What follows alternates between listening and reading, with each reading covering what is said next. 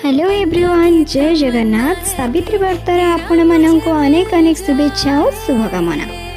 आज हूँ मोर नुआ सावित्री माने प्रथम सावित्री। मोर ये प्रथम सावित्री मु प्रथमे माँ पाखक जाइली। आम घर आसी शाढ़ी शंखा सिंदूर को लेकिन माँ पाखे पूजा करने सेठा को गलापर सेठारे मोर जा मैंने समस्ते बसी फल सब काटी तापर नना आसी पहुँची जाते।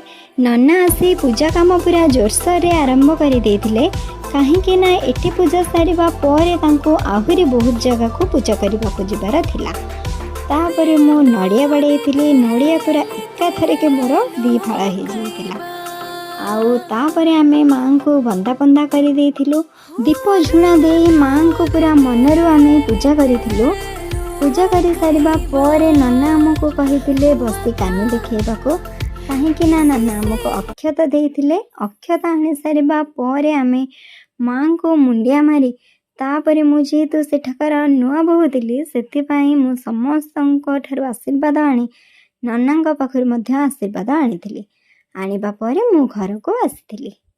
घर को आसीबा परे मु लुगा चेंज करी प्रथमे मु चौरारे पूजा करिथिली। पूजा कर सारिबा परे आसिके मोर स्वामी को पूजा करिथिली। नेक्स्ट वीडियो देखिबा पई चैनल को सब्सक्राइब कर दियो।